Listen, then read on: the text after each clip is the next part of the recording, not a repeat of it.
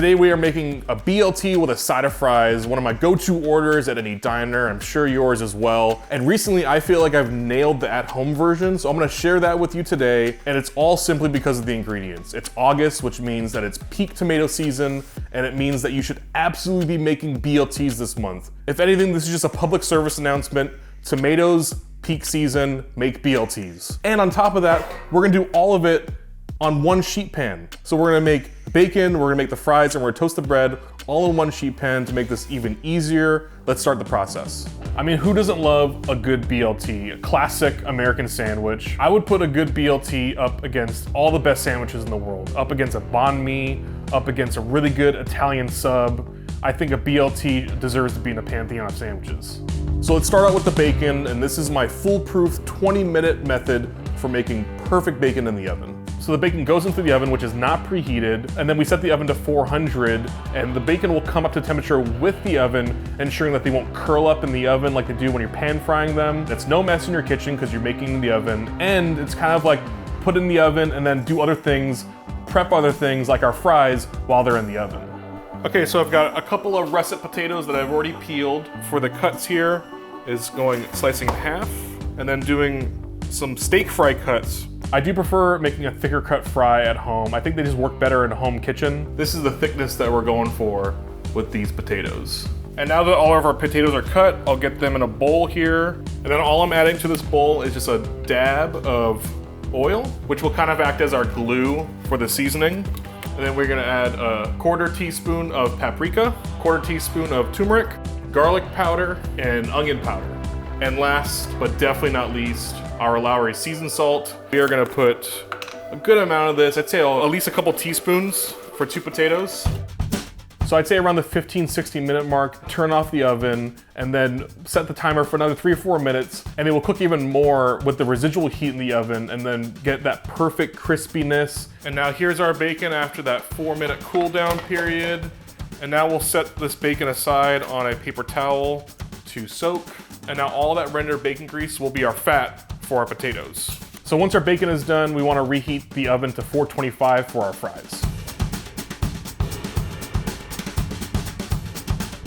I like to make sure the thicker pieces are on the outside because those will get crispier quicker in the oven, and the thinner ones won't need as much heat, so they can go towards the middle. Now these potatoes go into the 425-degree oven for about half an hour, and I'm gonna flip them about halfway.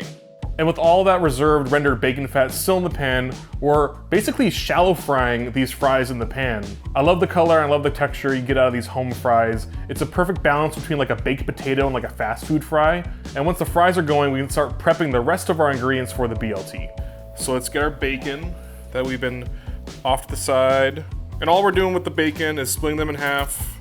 Think about the size of our bread and how it's gonna spread on top. And so that looks pretty good right there. Same deal for our iceberg lettuce. And so we want a couple, I'd say 2 to 3 layers of iceberg lettuce. That looks pretty good right there. You can definitely go for a leafier lettuce, but I like iceberg because it's more for the texture. You're going for the crunch. We're not gonna go for any nutritional value here. It is a BLT at the end of the day. So I want the best texture, and I get that from iceberg lettuce.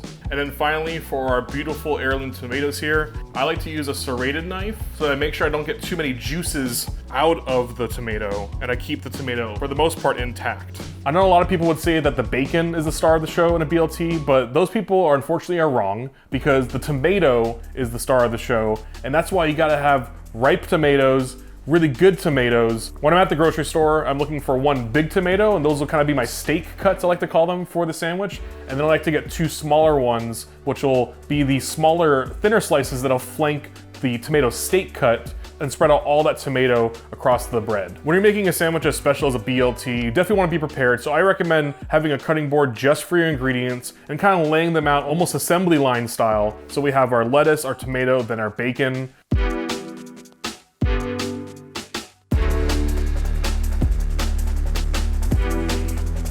Now we can toast our bread. I've got some pretty basic standard sourdough bread from Whole Foods here. And the bread we're using today isn't anything special, and that's kind of the point. Usually if you want like a simpler sliced white bread, I went with a sourdough slice here. So we're gonna get these now on our greased and seasoned pan, and we're gonna toast them in the oven with the bacon grease. Our oven's still preheated at 425. These will go in for about, I'd say 5 minutes, but we should make sure to check on them as they're in there. All right, looks like our bread is ready to go. That's exactly, ooh, look at that color. That's exactly what we want for the bread. Oh my God, that looks so good. So once the fries are done and the bread's toasted, we're ready to assemble. All right, with the bread now cooled off a little bit and our board ready to assemble, let's make some BLTs. So last touch before we assemble everything, I'm gonna salt the tomato a little bit. A little salt goes a long way and really releasing the flavor of these beautiful tomatoes. And then we will now get a good amount of mayo on each side of the bread. Mayo is an essential part of a BLT sandwich, and so I like to put it on both sides, so you have it on the lettuce and the bacon, and you get it in every single bite. After you're mayoed up, let's do the first layer, which is the lettuce here, and then we're gonna put the tomato, which we already have kind of semi-assembled on top of the lettuce.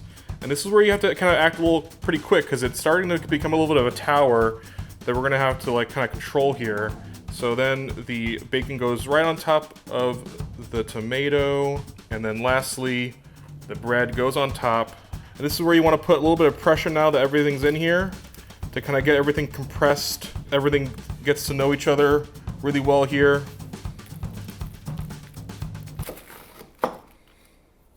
And this right here is the perfect BLT. There's really nothing more satisfying than cutting into that sandwich and then seeing the cross section and you just want to bite into it right away. All right, I've got my BLT and fries ready to chomp in here, and I almost don't want to eat it because it's like a work of art. Like, I just love the rainbow colored gradient we have here with the different colored heirloom tomatoes and the lettuce and the golden brown bread. It's definitely something as fun to look at as it is to eat. That being said, let's take our first bite. Wow. One more right away.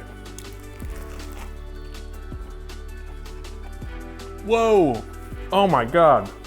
That is such a killer BLT. You're just punched in the face with tomato. I think the second most important ingredient after the tomato is actually the mayo. Even though it's a BLT, bacon, lettuce, and tomato, the creaminess of the mayo complements tomato so well. And the bacon is really just that salty smokiness. The bacon is the seasoning for the sandwich, and the lettuce is that crunch. That's gonna be the texture. Let's get some of these fries in.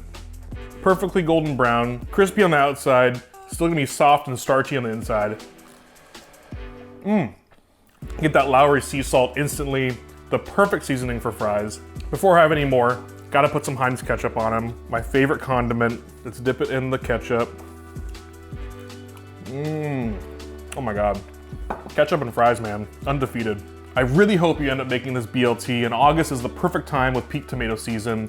So go out to your farmer's market, go out to your grocer, find the best tomatoes. Every time I see a tomato, I wanna eat a BLT now. If you end up making this recipe yourself, make sure to tag me on Instagram at MattyTries. Thank you so much for watching. Thank you for your time. Go grocery shopping, get some beautiful tomatoes, make this BLT. I'm gonna go finish mine. See you next time.